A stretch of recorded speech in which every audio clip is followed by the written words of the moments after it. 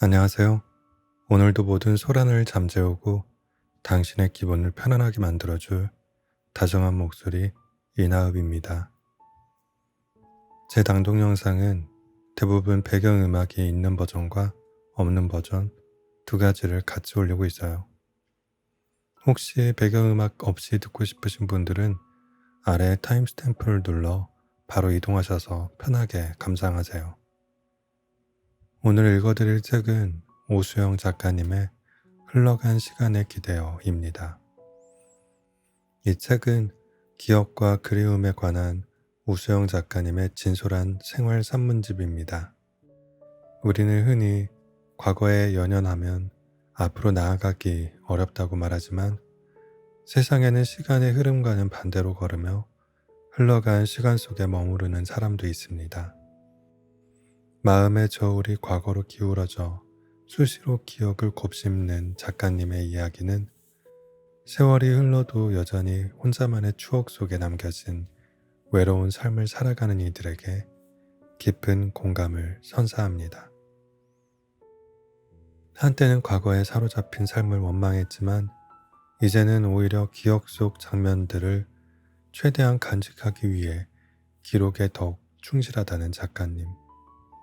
기록은 사라지는 것들을 지켜내는 동시에 이미 사라진 것들을 되살리는 일이라고 믿기 때문입니다.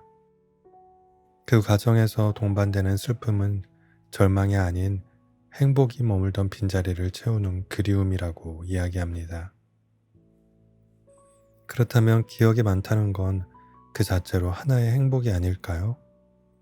지난날의 모든 순간과 인연이 곁에서 멀어졌을지라도 기억이 마음속에 고스란히 남아 현재의 삶에 관여한다면 어쩌면 그리움도 더는 과거만을 향한 감정이 아닐 것입니다. 흘러간 시간에 기대어는 흘러간 시간에 기대어 서서히 그러나 분명히 앞으로 나아가는 작은 발걸음을 지켜낸 날들의 기록입니다. 이 책을 통해 여러분의 마음속에도 잠들어 있던 소중한 기억과 그리움이 다시금 피어나기를 바랍니다. 지금부터 오수영 작가님의 따뜻한 글을 함께 만나볼까요?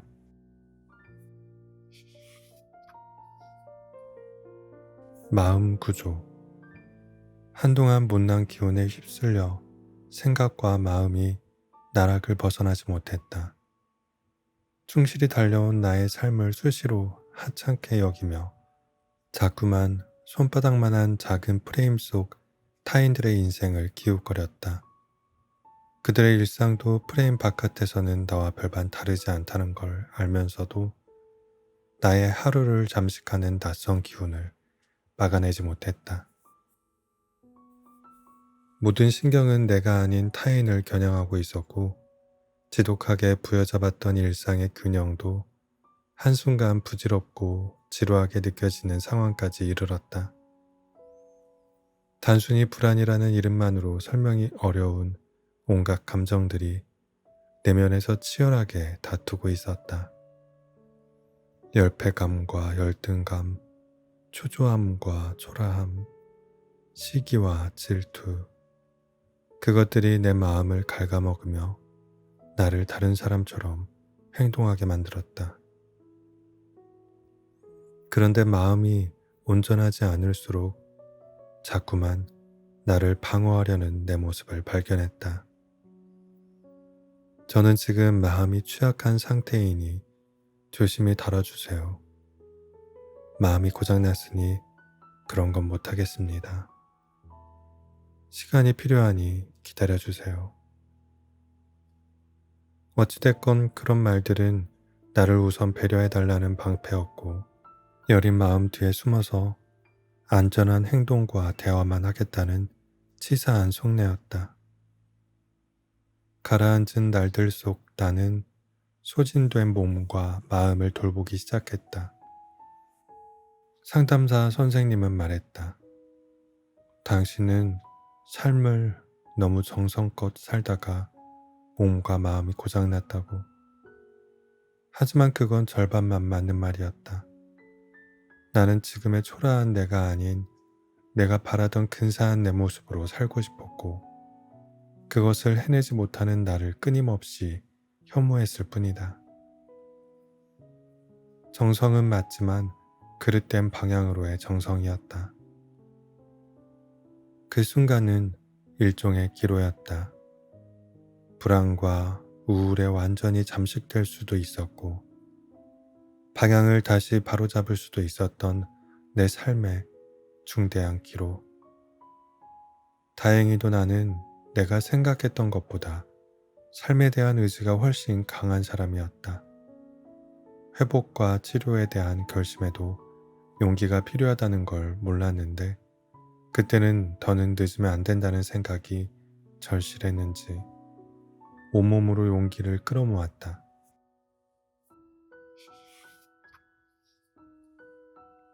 나는 연민과 동정으로 살긴 싫었다. 그 감정을 이용해 글을 쓰거나 책을 팔고 싶진 않았다. 물론 그 감정만큼 따뜻하고 넉넉한 마음도 없겠지만 그만큼 무기로 삼아 타인의 관심이나 마음을 이용하기 쉬운 감정도 없다고 믿었다. 그래서 한동안 치료와 회복의 일상을 드러내는 일들을 피하고 싶었다. 마음을 앓는 것도 내 사정이고 극복하는 것도 내 사정일 뿐이었으니까. 그 핑계로 온전히 내게만 집중한 조용한 날들을 보냈다. 소셜미디어 속 타인의 소식과 멀어진 채 성실하게 내 마음만을 돌봤다.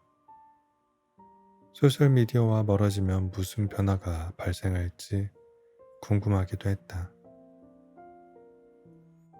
결과는 모처럼 마음의 평온이 깃들었다는 것, 그리고 그 외에는 아무런 일도 없었다는 것. 타인의 소식을 알아도 달라지는 건 없었고 소식을 몰라도 달라지는 건 없었다.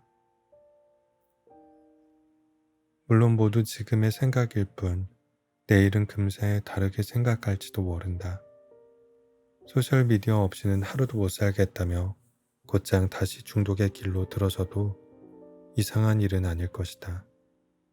그럼에도 마음을 앓고 회복의 과정을 겪으며 깨달은 건 특히나 나처럼 불안한 기질의 사람은 아쉽게도 타인의 소식 속 긍정적인 면은 외면한 채 부정적인 면을 더 깊게 흡수한다는 점이었다.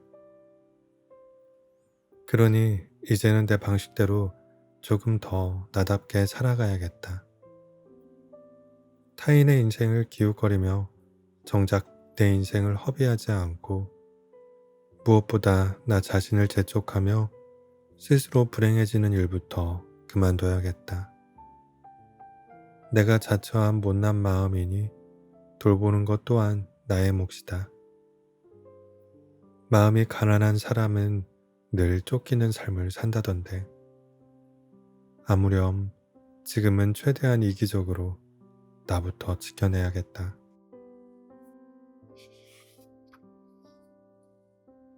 보통의 자세. 우연과 행운의 힘이 연달아 맞물리면 나는 한순간 불안에 잠식된다.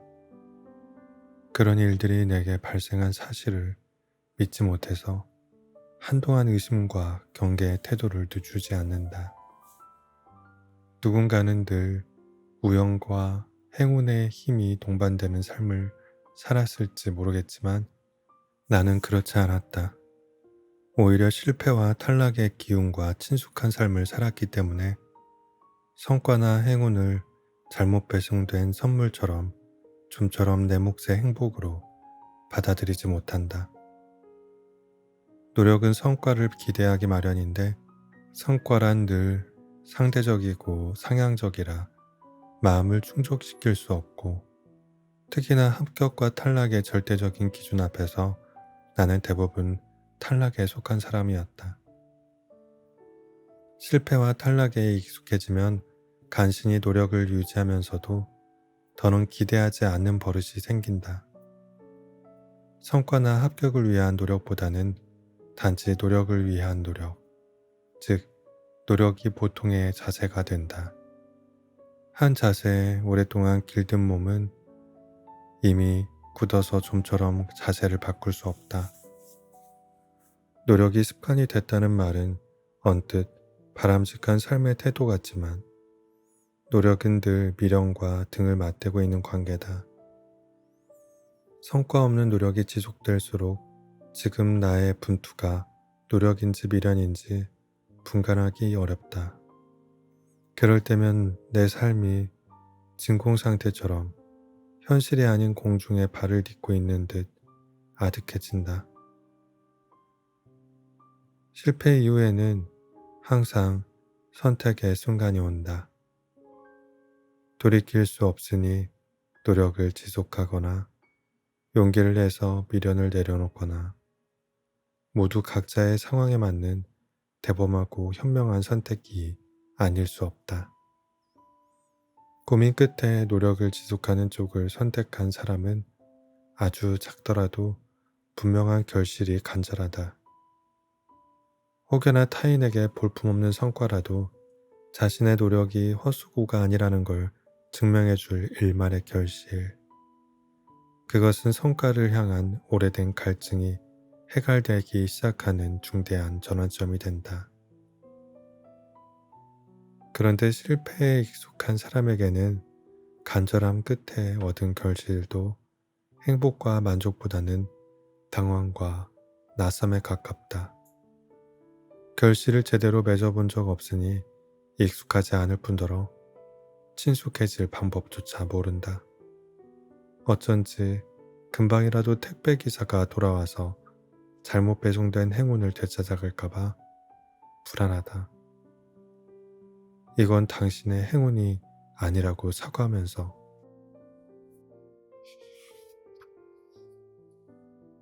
하지만 불안해도 가련하진 않다. 행복을 수용하고 만끽할 방법이 익숙하지 않을 뿐 작은 결실일지라도 비로소 허상이 아닌 구체적인 현실이 되었으니까. 신뢰는 작은 믿음이 지속적으로 반복될 때 완성되는 것처럼 우연히 찾아온 낯선 결실과 행복도 꾸준히 마주하다 보면 안심하며 끌어안는 날도 있을 것이다. 오히려 지난날의 고단함으로 감동과 만족의 역치가 낮아져서 작은 일에도 크게 행복을 느끼는 사람이 되기도 한다.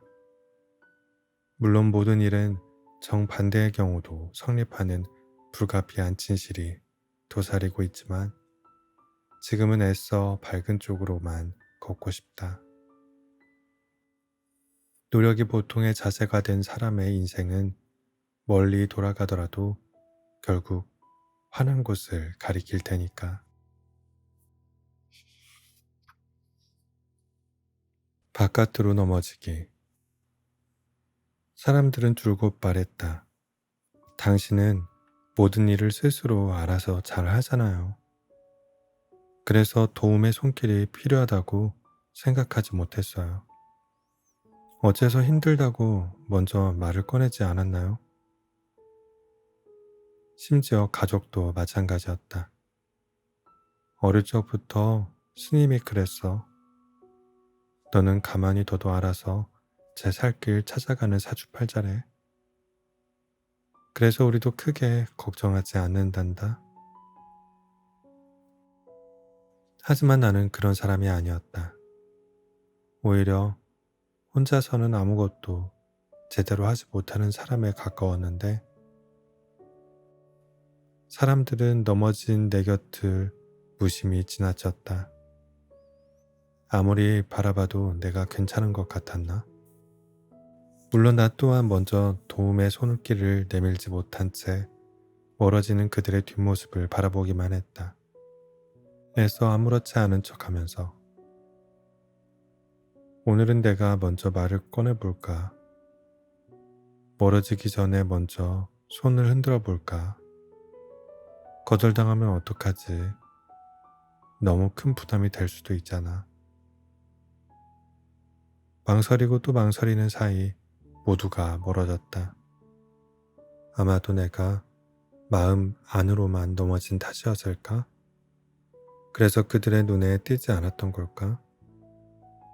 나는 늘 밖으로 넘어지는 사람인 줄 알았는데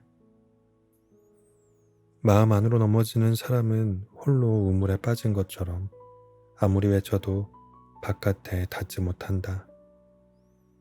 목소리는 우물을 넘지 못하고 찰랑대며 다시 흘러내린다. 내 안에서만 크게 공명하는 목소리도 있구나. 어쩌면 나 스스로 밖으로 뻗어나가는 목소리에 발목을 잡았거나 일부러 안에서만 공명하도록 목소리의 반경을 좁혀둔 것일지도. 그러나 여전히 마음 밖으로 넘어지는 일은 익숙하지 않다. 나는 뱉어내기보다는 삼켜내는 방식으로 살아온 사람이라서 바깥에 나는 겉으로 미소 짓고 있을 뿐 아무런 말이 없다. 너무 많은 감정을 삼켜내다 마음이 터져버려도 누구도 알아채지 못할 만큼 웃고 있어도 마음은 우물이 다 채워질 때까지 계속해서 흘러내리는데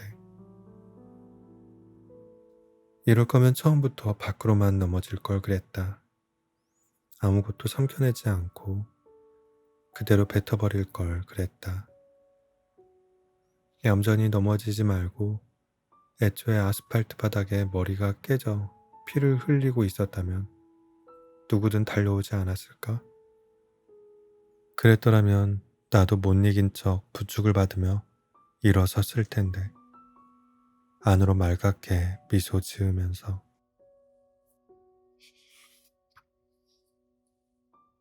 나는 먼저 말을 꺼내야 했구나.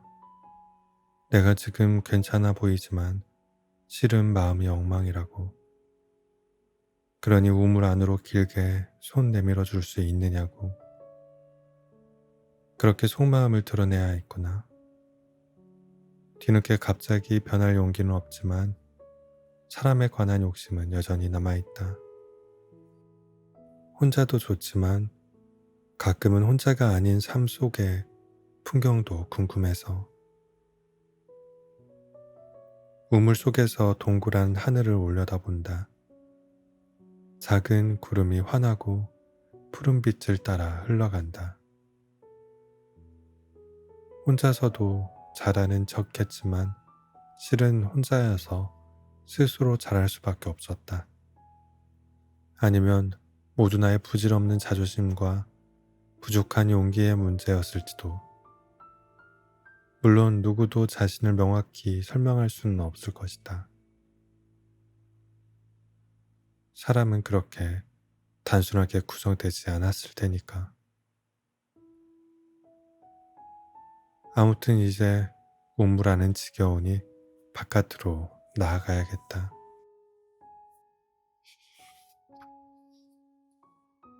단 둘의 시간. 나는 아날로그와 디지털 사이에 어중간하게 낀 세대의 사람이다. 아날로그 시대에 태어나 방과 후 대부분의 시간을 놀이터에서 보내거나 친구 집에 몰려가 만화책을 돌려보면서 초등학생 시절을 보냈다. 그 시절을 함께 살던 사촌이 286 컴퓨터에 플로피 디스켓을 삽입해 게임하던 모습을 무척이나 부러워했다. 중학생 때는 모뎀을 전화선에 연결하여 PC 통신과 채팅이라는 신문명의 바다에 뛰어들었고 삐삐 시대의 끄트머리에 부모님을 졸라서 삐삐를 장만한 뒤 그것으로 채팅에서 만난 낯선 여자아이의 목소리를 들으며 가슴 설레는 날들을 보내기도 했다. 고등학생이 되자 본격적으로 해마다 전혀 다른 차원의 기술이 적용된 휴대전화가 출시되었고 학생들의 휴대전화 소지에 관한 사회적 논쟁이 끊이지 않았다. 아날로그의 끝자락이었고 디지털의 초입이었다. 그 후로 오늘에 이르기까지 세상은 상상 속 기술을 현실로 만들며 해마다 또 다른 시대의 문을 열고 있다. 스마트폰으로 대부분의 용무를 처리하고 줌으로 집에서 관심 있는 강연을 듣고 스마트워치로 건강 상태를 확인하며 잠들기 전에는 누워서 전자책을 쓸어 넘기며 하루를 마무리한다. 내가 해야 할 최대의 동작은 주기적인 충전과 섬세한 손놀림과 수시로 감탄과 적응, 그리고 실증 사이를 순환하며 기기를 교체하는 일뿐이다. 두 시대를 모두 경험한 나는 디지털의 편리함에 완전히 적응한 채 살면서도 때로는 그 발전의 속도가 부담스럽다. 필요 이상으로 편리해질수록 뭔가를 잃는 듯한 기분이 드는 건 어쩌면 내가 아날로그 시대의 유년을 보냈기 때문일 것이다. 가장 간직하고 싶은 장면들과 지금의 나를 구성하는 대부분의 기억들이 그곳에 머물고 있으니까. 그 시절이 떠오를 때마다 생각나는 문구가 있다. 잠시 꺼두셔도 좋습니다. 한때 유명했던 통신회사 광고 메시지다. 한 남자가 스님과 함께 숲속을 산책하는 모습 위로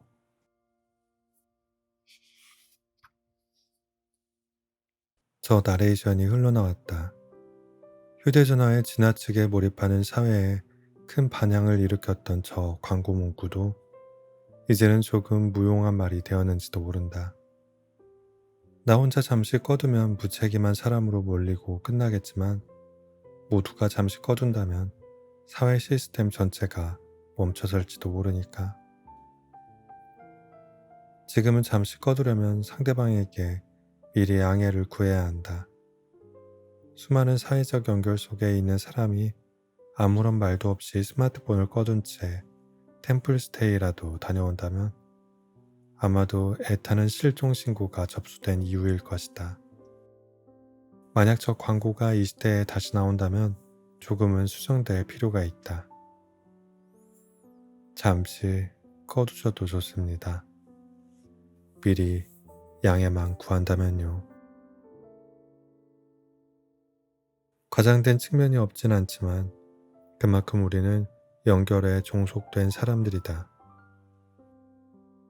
스마트폰이 우리의 업무, 일상, 관계를 유지하는 중심이 된 지 오래되었다. 그걸 알면서도 가끔은 스마트폰이 없던 시절을 그리워한다. 지금의 모든 편리함을 내려둔 채 잠시라도 그 시절에 다녀오고 싶을 만큼 온종일 책상에 머물렀지만 아무것도 기록하지 못한 날마다 하루가 끝난 침대에서 그날의 장면이 아무것도 기억나지 않을 때마다 유독 그렇다. 요즘은 집중해서 글을 쓰다가도 정신을 차려보면 어느새 모니터와 스마트폰을 번갈아 배회하고 있다. 수많은 영상과 사진의 홍수 속에서 나는 배터리가 붉어질 때까지 손놀림을 멈추지 않는다. 개운한 아침은 어둑한 저녁이 되었고 또렷한 정신도 희뿌연 안개가 되었다. 비록 글은 몇 줄 쓰지 못했지만 모두 유익한 영상들이었는데 어째서 머릿속에서 흔적도 없이 증발한 걸까? 유익한 건 세상에 얼마든지 많다. 하지만 충분히 소화하지 못했다면 그건 애초부터 내 몫이 아니었던 걸까? 귀한 음식도 무분별한 과식 끝엔 채증과 구토를 낳는 것처럼 스마트폰 이전의 나는 늘 단둘이었다. 책상과 단둘, 책과 단둘이, 그리고 사람과 단둘이. 단둘의 시간은 늘 오롯했고 하루의 끝엔 그 기억이 선명하게 머물렀다. 하루치의 적당한 활동과 하루치에 알맞은 생각이 요란한 체증을 일으키지 않고 온전히 소화되어 나만의 장면들로 남았다. 장면들은 시간의 흐름 속에서 살아남아 내면에 단단히 뿌리내린 정서와 영원히 가닿을 수 없는 기억 저편의 풍경이 되었다. 세상은 날마다 위협적으로 신속해지고 편리해지고 방대해진다.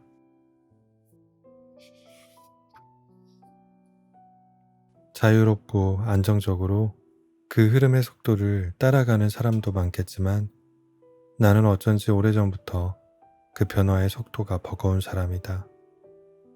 조금 느리고 불편해도 좋으니 인간의 수고로움이 존중받는 최소한의 영역만큼은 남겨줄 수 없을까? 책상 앞 산만함이 스마트폰 탓이라는 어설픈 합리화와는 상관없이 그럼에도 몰입이 상대적으로 수월했던 그 시절의 아날로그가 그립다. 어쩌면 나는 이 모든 변화를 관통하고 있는 축복받은 세대일지도 모른다.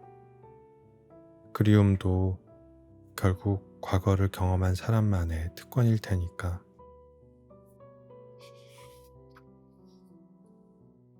타인의 시선.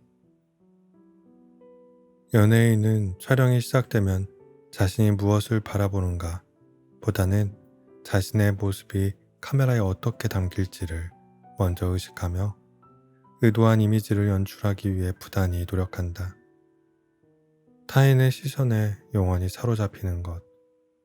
그것이 연예인의 과업이자 벗어날 수 없는 숙명이다. 그런데 이제는 연예인의 범위가 불분명해졌다.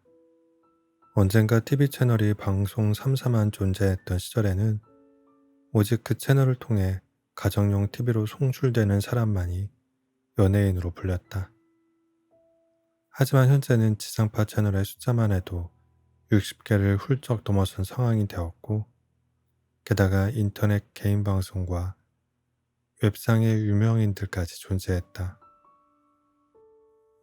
카메라 앞에서 자신의 모습을 관찰하고 분석하며 연출하는 사람들이 그만큼 많아졌다. 과연 그들을 명확하게 연예인과 비연예인으로 구분할 수 있을까?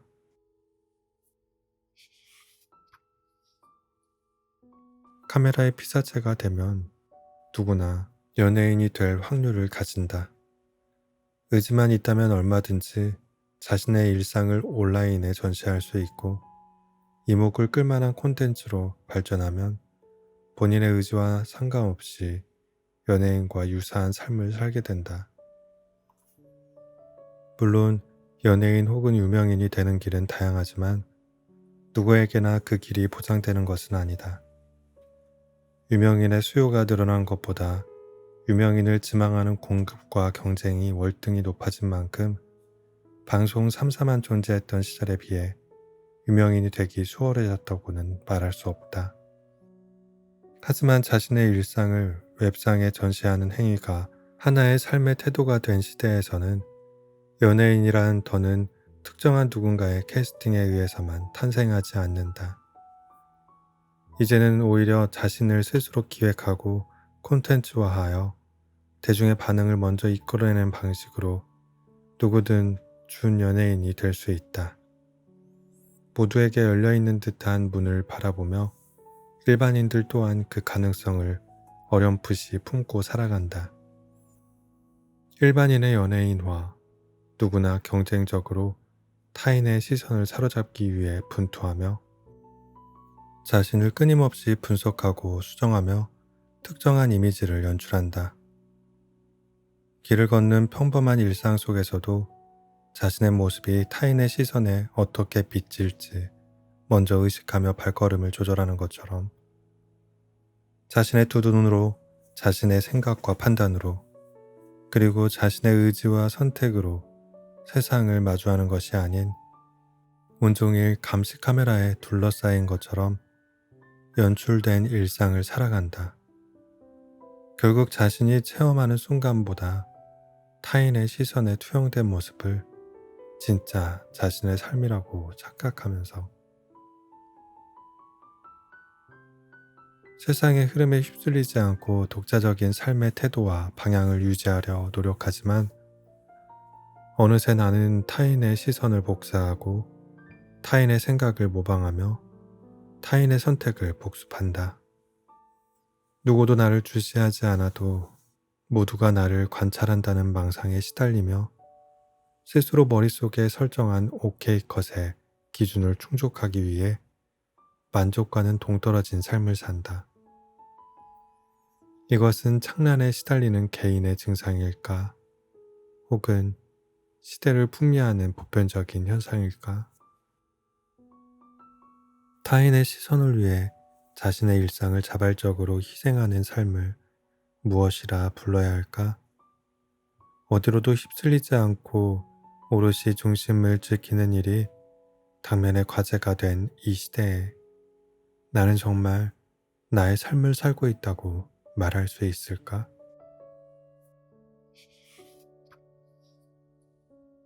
쓸모의 확인. 침대에 가만히 누워 쓸모를 생각한다. 나는 어떤 쓸모를 위해 태어나고 살아가는 걸까? 예전에는 사람은 누구나 자신만의 쓸모를 갖고 태어난다고 믿었지만 지금은 각자의 쓸모를 스스로 마련해야 한다고 생각한다. 운명이나 숙명 같은 불확실한 믿음보다는 당장의 현실을 살아내는 확실한 방법이 더 중요한 시기이니까. 쓸모가 타고난 것이 아니라 발견하는 것이라면 도대체 어떻게 발견할 수 있을까? 설령 내가 쓸모를 가진 사람이라도 쓸모는 대부분 이불 속에서 고개만 빼꼼히 내민 채 숨어 있다.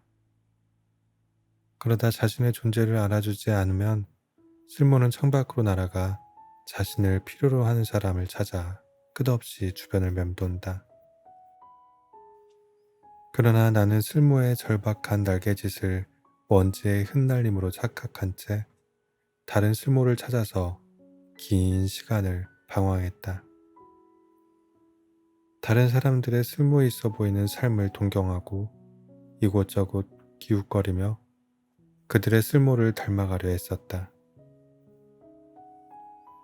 하지만 억지로 훔쳐와도 운 좋게 배워와도 결국 내 삶에는 들어맞지 않아 다시 주인에게 돌려보낼 뿐이었다. 세상에 나를 위한 쓸모는 없구나. 그렇게 모두 포기하고 싶어질 무렵 오래전 창밖으로 날아간 쓸모가 민들레 홀씨처럼 흩날리다 내 곁에 사뿐히 내려앉았다. 퍼즐의 마지막 조각처럼 본래의 자리에 정확히 맞춰진 쓸모를 바라보며 나는 비로소 그동안 외면했던 나만의 고유한 쓸모를 다시 마주하고 온전히 받아들였다. 나도 원래 쓸모를 가진 사람이었구나. 애초부터 타고난 쓸모는 아니었지만 살면서 계산 없이 좋아하는 방향으로 걷다 보니 마련된 쓸모였다. 그때는 이 정도의 쓸모로는 직업이 될 수 없고 직업이 될 수 없다면 결국 쓸모없는 일이라고 하찮게만 여겼는데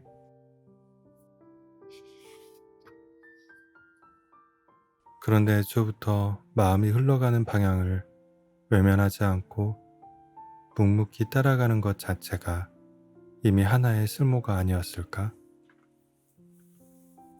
어쩌면 나를 가장 하찮게 여긴 사람은 그 누구도 아닌 바로 나 자신이었는지도 모른다. 나는 최선을 다해 노력하는 나를 충분히 기다려주지 않았다.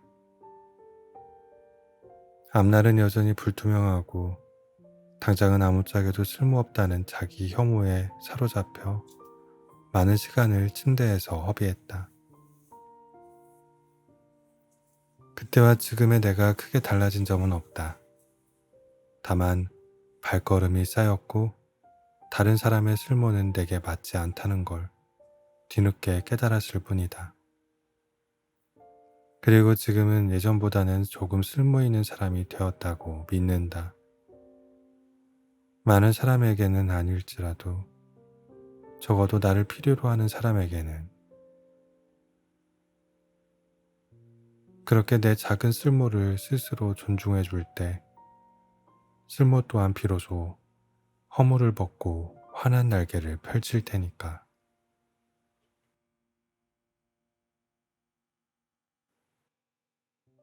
오늘도 끝까지 낭독을 들어주신 꿀밤님들께 진심으로 감사드립니다. 굿나잇.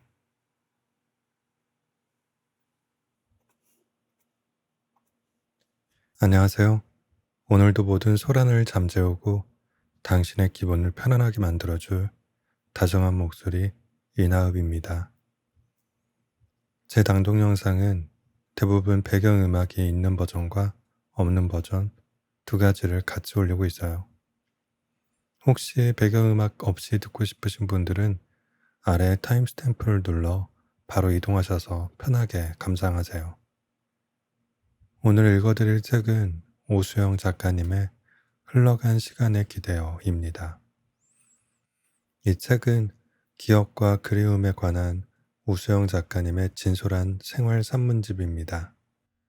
우리는 흔히 과거에 연연하면 앞으로 나아가기 어렵다고 말하지만 세상에는 시간의 흐름과는 반대로 걸으며 흘러간 시간 속에 머무르는 사람도 있습니다. 마음의 저울이 과거로 기울어져 수시로 기억을 곱씹는 작가님의 이야기는 세월이 흘러도 여전히 혼자만의 추억 속에 남겨진 외로운 삶을 살아가는 이들에게 깊은 공감을 선사합니다. 한때는 과거에 사로잡힌 삶을 원망했지만 이제는 오히려 기억 속 장면들을 최대한 간직하기 위해 기록에 더욱 충실하다는 작가님. 기록은 사라지는 것들을 지켜내는 동시에 이미 사라진 것들을 되살리는 일이라고 믿기 때문입니다. 그 과정에서 동반되는 슬픔은 절망이 아닌 행복이 머물던 빈자리를 채우는 그리움이라고 이야기합니다. 그렇다면 기억이 많다는 건 그 자체로 하나의 행복이 아닐까요?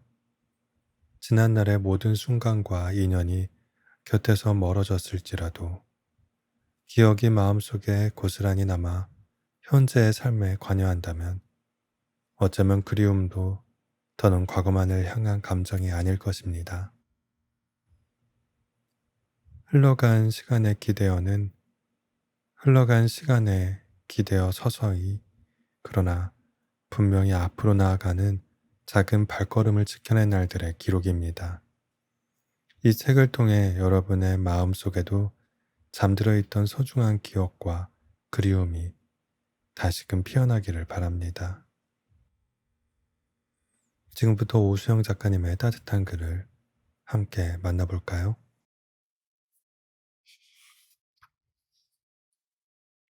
마음 구조.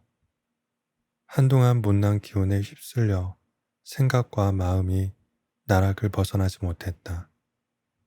충실히 달려온 나의 삶을 수시로 하찮게 여기며 자꾸만 손바닥만한 작은 프레임 속 타인들의 인생을 기웃거렸다.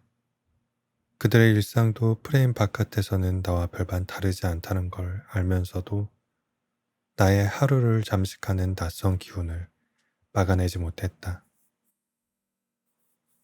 모든 신경은 내가 아닌 타인을 겨냥하고 있었고 지독하게 부여잡았던 일상의 균형도 한순간 부질없고 지루하게 느껴지는 상황까지 이르렀다. 단순히 불안이라는 이름만으로 설명이 어려운 온갖 감정들이 내면에서 치열하게 다투고 있었다.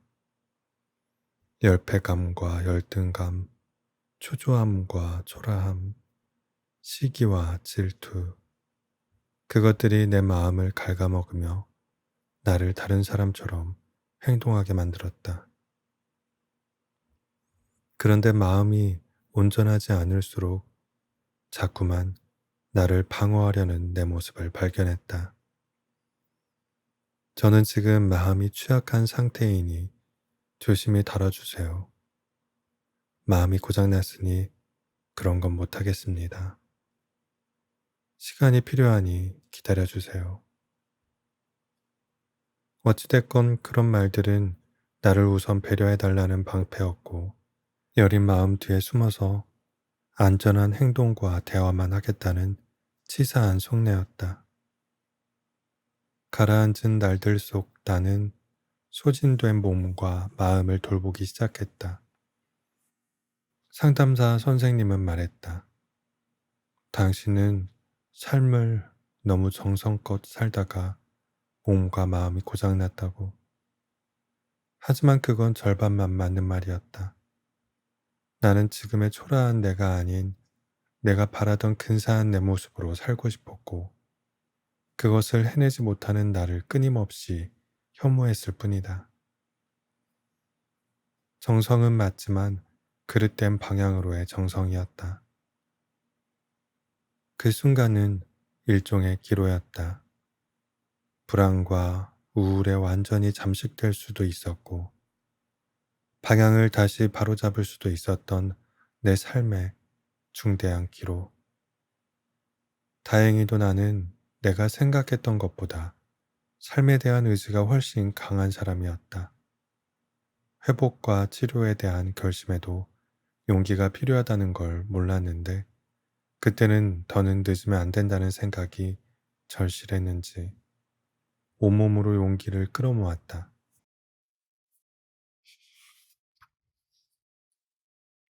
나는 연민과 동정으로 살긴 싫었다. 그 감정을 이용해 글을 쓰거나 책을 팔고 싶진 않았다. 물론 그 감정만큼 따뜻하고 넉넉한 마음도 없겠지만, 그만큼 무기로 삼아 타인의 관심이나 마음을 이용하기 쉬운 감정도 없다고 믿었다. 그래서 한동안 치료와 회복의 일상을 드러내는 일들을 피하고 싶었다.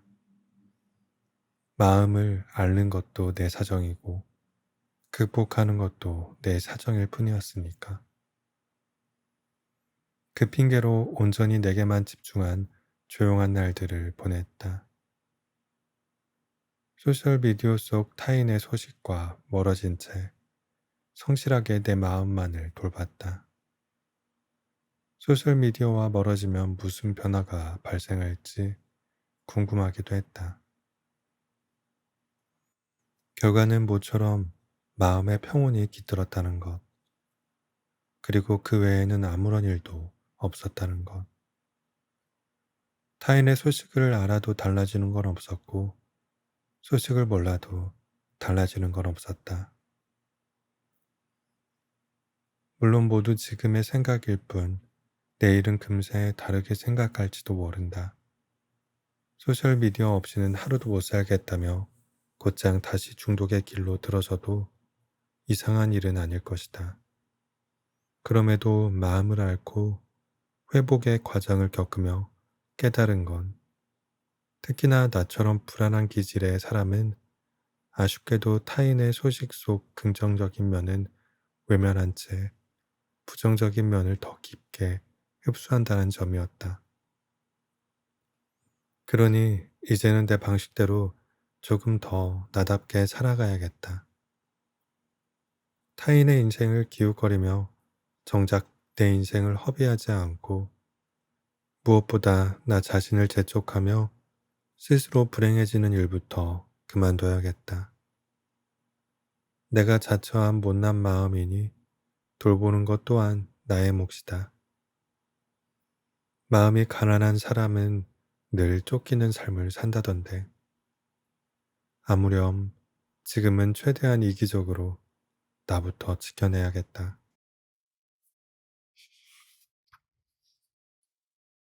보통의 자세. 우연과 행운의 힘이 연달아 맞물리면 나는 한순간 불안에 잠식된다. 그런 일들이 내게 발생한 사실을 믿지 못해서 한동안 의심과 경계의 태도를 늦추지 않는다. 누군가는 늘 우연과 행운의 힘이 동반되는 삶을 살았을지 모르겠지만, 나는 그렇지 않았다. 오히려 실패와 탈락의 기운과 친숙한 삶을 살았기 때문에 성과나 행운을 잘못 배송된 선물처럼 좀처럼 내 몫의 행복으로 받아들이지 못한다.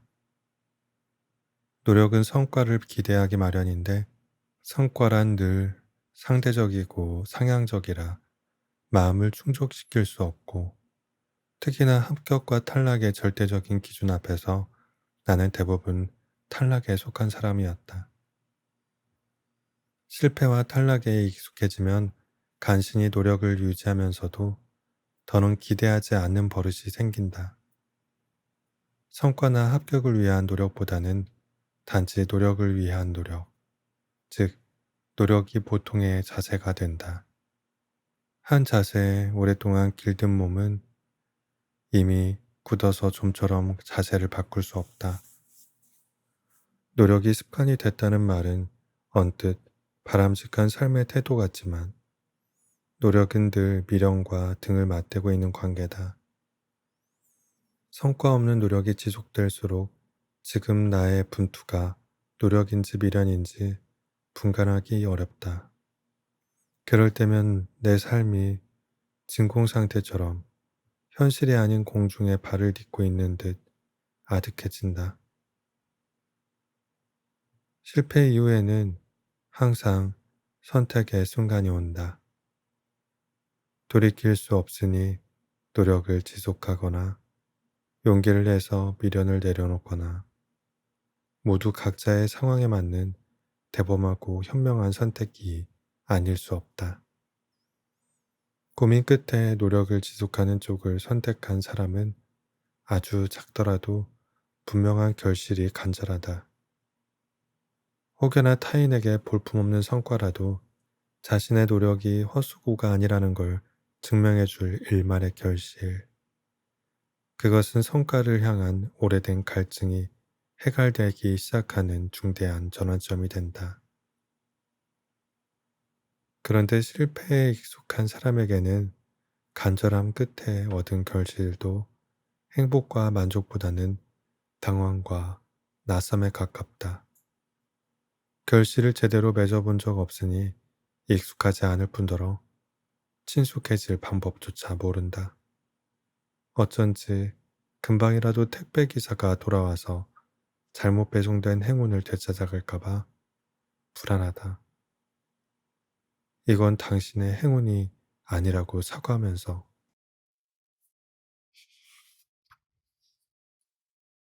하지만 불안해도 가련하진 않다. 행복을 수용하고 만끽할 방법이 익숙하지 않을 뿐 작은 결실일지라도 비로소 허상이 아닌 구체적인 현실이 되었으니까.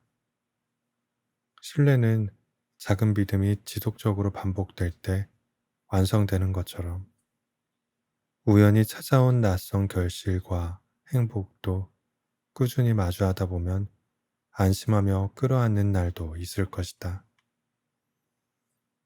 오히려 지난날의 고단함으로 감동과 만족의 역치가 낮아져서 작은 일에도 크게 행복을 느끼는 사람이 되기도 한다. 물론 모든 일은 정반대의 경우도 성립하는 불가피한 진실이 도사리고 있지만 지금은 애써 밝은 쪽으로만 걷고 싶다. 노력이 보통의 자세가 된 사람의 인생은 멀리 돌아가더라도 결국 환한 곳을 가리킬 테니까. 바깥으로 넘어지기. 사람들은 줄곧 말했다. 당신은 모든 일을 스스로 알아서 잘 하잖아요. 그래서 도움의 손길이 필요하다고 생각하지 못했어요. 어째서 힘들다고 먼저 말을 꺼내지 않았나요? 심지어 가족도 마찬가지였다.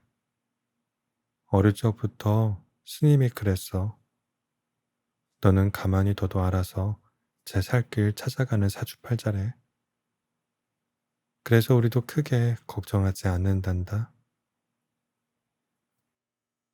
하지만 나는 그런 사람이 아니었다. 오히려 혼자서는 아무것도 제대로 하지 못하는 사람에 가까웠는데 사람들은 넘어진 내 곁을 무심히 지나쳤다. 아무리 바라봐도 내가 괜찮은 것 같았나? 물론 나 또한 먼저 도움의 손길을 내밀지 못한 채 멀어지는 그들의 뒷모습을 바라보기만 했다. 애써 아무렇지 않은 척하면서 오늘은 내가 먼저 말을 꺼내볼까? 멀어지기 전에 먼저 손을 흔들어 볼까? 거절당하면 어떡하지? 너무 큰 부담이 될 수도 있잖아. 망설이고 또 망설이는 사이 모두가 멀어졌다. 아마도 내가 마음 안으로만 넘어진 탓이었을까? 그래서 그들의 눈에 띄지 않았던 걸까? 나는 늘 밖으로 넘어지는 사람인 줄 알았는데, 마음 안으로 넘어지는 사람은 홀로 우물에 빠진 것처럼 아무리 외쳐도 바깥에 닿지 못한다. 목소리는 우물을 넘지 못하고 찰랑대며 다시 흘러내린다. 내 안에서만 크게 공명하는 목소리도 있구나. 어쩌면 나 스스로 밖으로 뻗어나가는 목소리에 발목을 잡았거나 일부러 안에서만 공명하도록 목소리의 반경을 좁혀둔 것일지도. 그러나 여전히 마음 밖으로 넘어지는 일은 익숙하지 않다.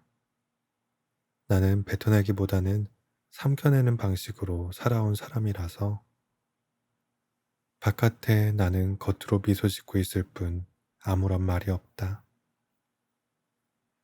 너무 많은 감정을 삼켜내다 마음이 터져버려도 누구도 알아채지 못할 만큼 웃고 있어도 마음은 우물이 다 채워질 때까지 계속해서 흘러내리는데, 이럴 거면 처음부터 밖으로만 넘어질 걸 그랬다. 아무것도 삼켜내지 않고 그대로 뱉어버릴 걸 그랬다. 얌전히 넘어지지 말고 애초에 아스팔트 바닥에 머리가 깨져 피를 흘리고 있었다면 누구든 달려오지 않았을까? 그랬더라면 나도 못 이긴 척 부축을 받으며 일어섰을 텐데, 안으로 말갛게 미소 지으면서.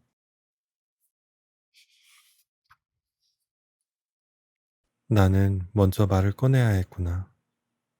내가 지금 괜찮아 보이지만 실은 마음이 엉망이라고. 그러니 우물 안으로 길게 손 내밀어 줄 수 있느냐고. 그렇게 속마음을 드러내야 했구나. 뒤늦게 갑자기 변할 용기는 없지만 사람에 관한 욕심은 여전히 남아있다. 혼자도 좋지만 가끔은 혼자가 아닌 삶 속의 풍경도 궁금해서. 우물 속에서 동그란 하늘을 올려다본다. 작은 구름이 환하고 푸른 빛을 따라 흘러간다. 혼자서도 잘하는 척했지만 실은 혼자여서 스스로 잘할 수밖에 없었다. 아니면 모두 나의 부질없는 자존심과 부족한 용기의 문제였을지도. 물론 누구도 자신을 명확히 설명할 수는 없을 것이다. 사람은 그렇게 단순하게 구성되지 않았을 테니까. 아무튼 이제 우물안은 지겨우니 바깥으로 나아가야겠다.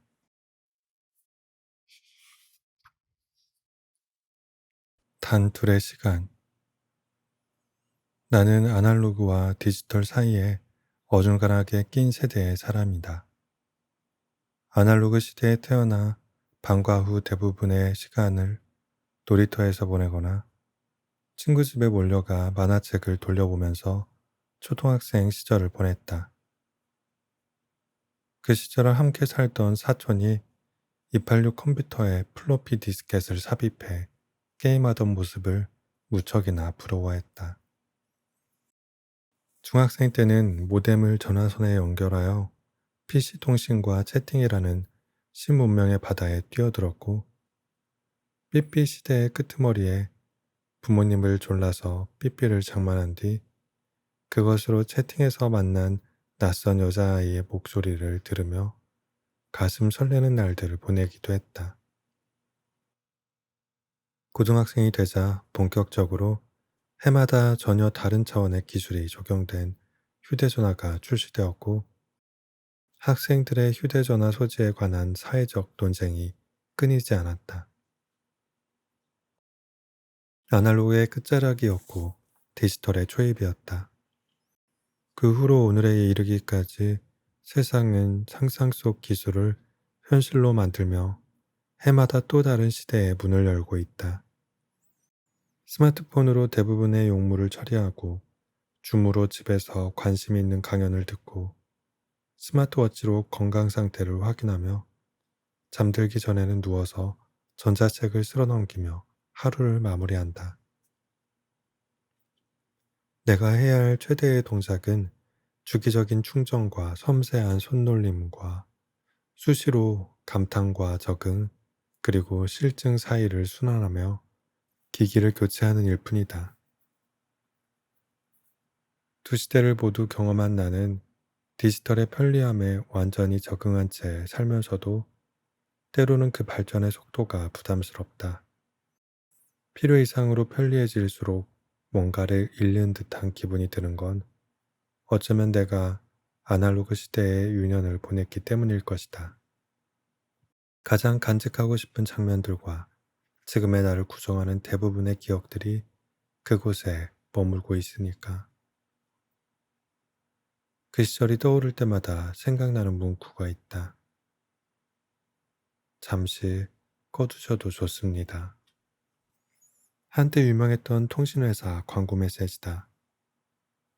한 남자가 스님과 함께 숲속을 산책하는 모습 위로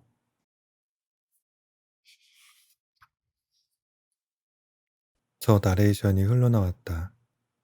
휴대전화에 지나치게 몰입하는 사회에 큰 반향을 일으켰던 저 광고 문구도 이제는 조금 무용한 말이 되었는지도 모른다. 나 혼자 잠시 꺼두면 무책임한 사람으로 몰리고 끝나겠지만 모두가 잠시 꺼둔다면 사회 시스템 전체가 멈춰설지도 모르니까.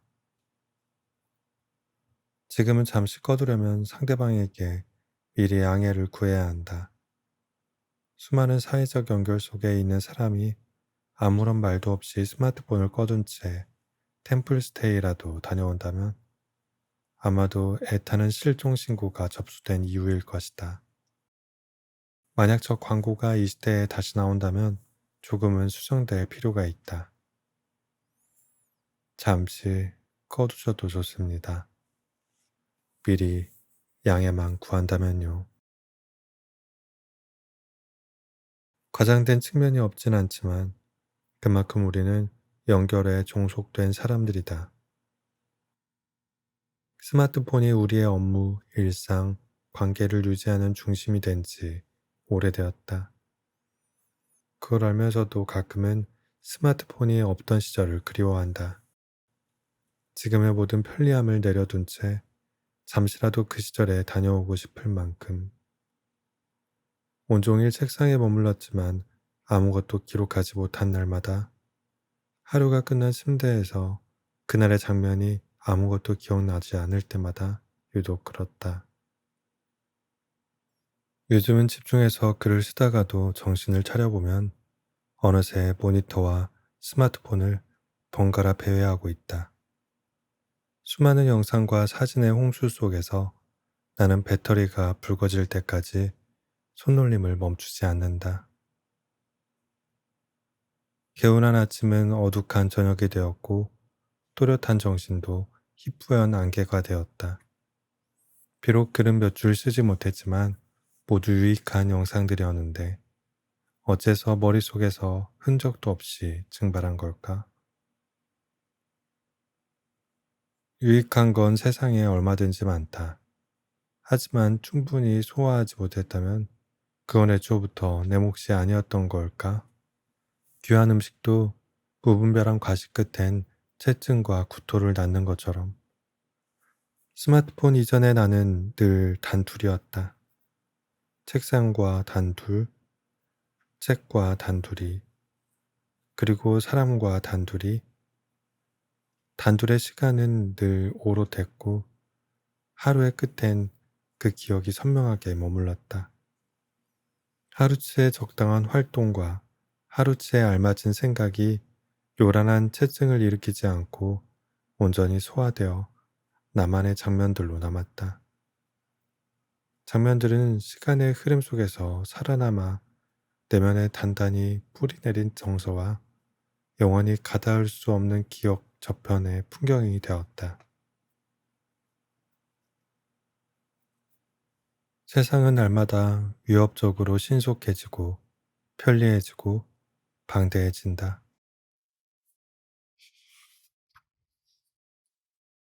자유롭고 안정적으로 그 흐름의 속도를 따라가는 사람도 많겠지만 나는 어쩐지 오래전부터 그 변화의 속도가 버거운 사람이다. 조금 느리고 불편해도 좋으니 인간의 수고로움이 존중받는 최소한의 영역만큼은 남겨줄 수 없을까? 책상 앞 산만함이 스마트폰 탓이라는 어설픈 합리화와는 상관없이 그럼에도 몰입이 상대적으로 수월했던 그 시절의 아날로그가 그립다. 어쩌면 나는 이 모든 변화를 관통하고 있는 축복받은 세대일지도 모른다. 그리움도 결국 과거를 경험한 사람만의 특권일 테니까.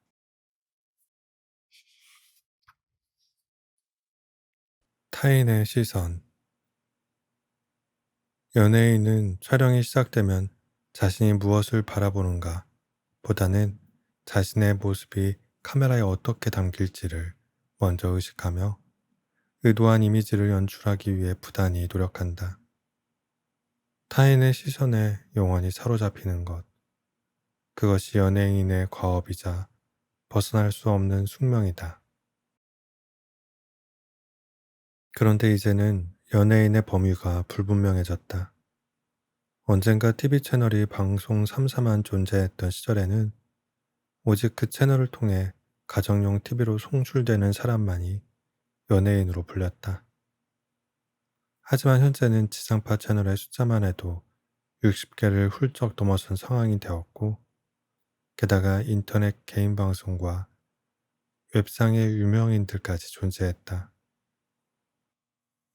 카메라 앞에서 자신의 모습을 관찰하고 분석하며 연출하는 사람들이 그만큼 많아졌다. 과연 그들을 명확하게 연예인과 비연예인으로 구분할 수 있을까?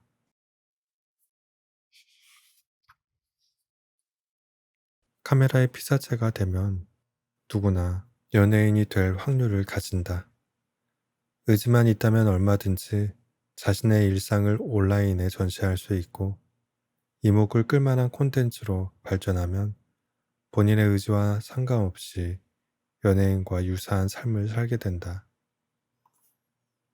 물론 연예인 혹은 유명인이 되는 길은 다양하지만 누구에게나 그 길이 보장되는 것은 아니다. 유명인의 수요가 늘어난 것보다 유명인을 지망하는 공급과 경쟁이 월등히 높아진 만큼 방송 3사만 존재했던 시절에 비해 유명인이 되기 수월해졌다고는 말할 수 없다. 하지만 자신의 일상을 웹상에 전시하는 행위가 하나의 삶의 태도가 된 시대에서는 연예인이란 더는 특정한 누군가의 캐스팅에 의해서만 탄생하지 않는다. 이제는 오히려 자신을 스스로 기획하고 콘텐츠화하여 대중의 반응을 먼저 이끌어내는 방식으로 누구든 준 연예인이 될 수 있다. 모두에게 열려있는 듯한 문을 바라보며 일반인들 또한 그 가능성을 어렴풋이 품고 살아간다. 일반인의 연예인화, 누구나 경쟁적으로 타인의 시선을 사로잡기 위해 분투하며 자신을 끊임없이 분석하고 수정하며 특정한 이미지를 연출한다. 길을 걷는 평범한 일상 속에서도 자신의 모습이 타인의 시선에 어떻게 비칠지 먼저 의식하며 발걸음을 조절하는 것처럼 자신의 두 눈으로 자신의 생각과 판단으로 그리고 자신의 의지와 선택으로 세상을 마주하는 것이 아닌 온종일 감시 카메라에 둘러싸인 것처럼 연출된 일상을 살아간다. 결국 자신이 체험하는 순간보다 타인의 시선에 투영된 모습을 진짜 자신의 삶이라고 착각하면서 세상의 흐름에 휩쓸리지 않고 독자적인 삶의 태도와 방향을 유지하려 노력하지만 어느새 나는 타인의 시선을 복사하고 타인의 생각을 모방하며 타인의 선택을 복습한다. 누구도 나를 주시하지 않아도 모두가 나를 관찰한다는 망상에 시달리며 스스로 머릿속에 설정한 오케이 컷의 기준을 충족하기 위해 만족과는 동떨어진 삶을 산다. 이것은 창란에 시달리는 개인의 증상일까? 혹은 시대를 풍미하는 보편적인 현상일까? 타인의 시선을 위해 자신의 일상을 자발적으로 희생하는 삶을 무엇이라 불러야 할까? 어디로도 휩쓸리지 않고 오롯이 중심을 지키는 일이 당면의 과제가 된 이 시대에 나는 정말 나의 삶을 살고 있다고 말할 수 있을까?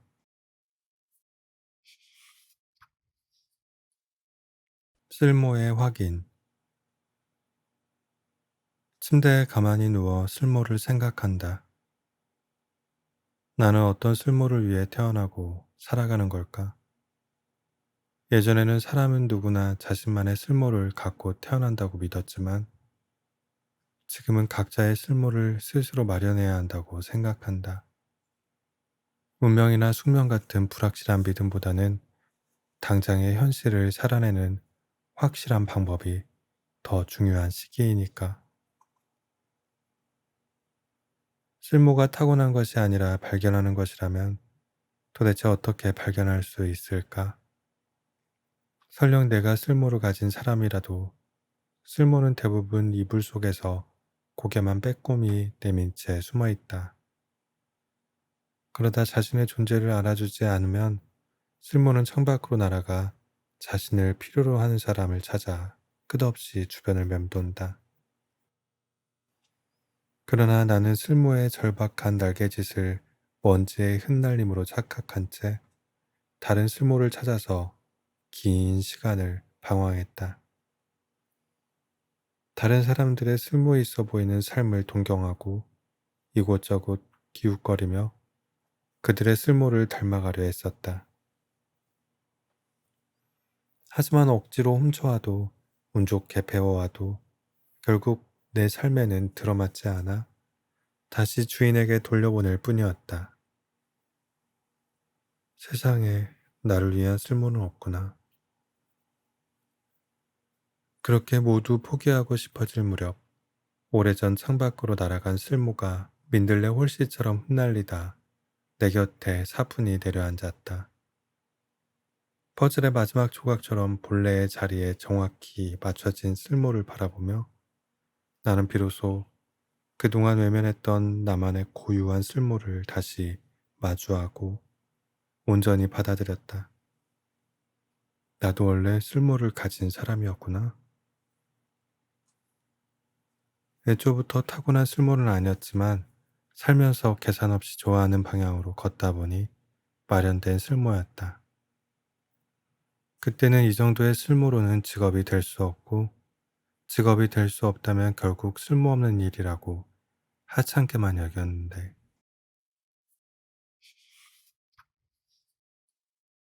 그런데 애초부터 마음이 흘러가는 방향을 외면하지 않고 묵묵히 따라가는 것 자체가 이미 하나의 쓸모가 아니었을까?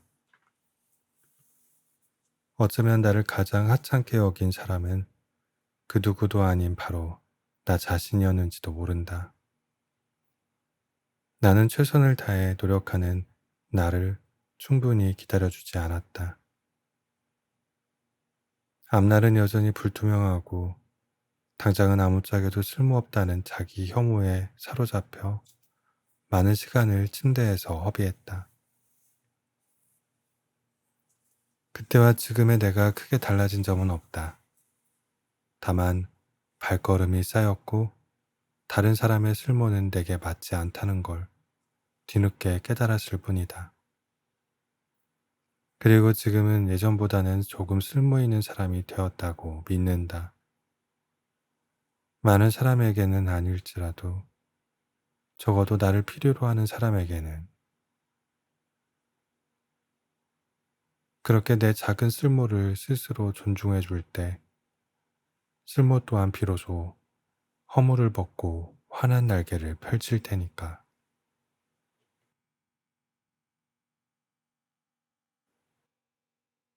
오늘도 끝까지 낭독을 들어주신 꿀밤님들께 진심으로 감사드립니다. 굿나잇.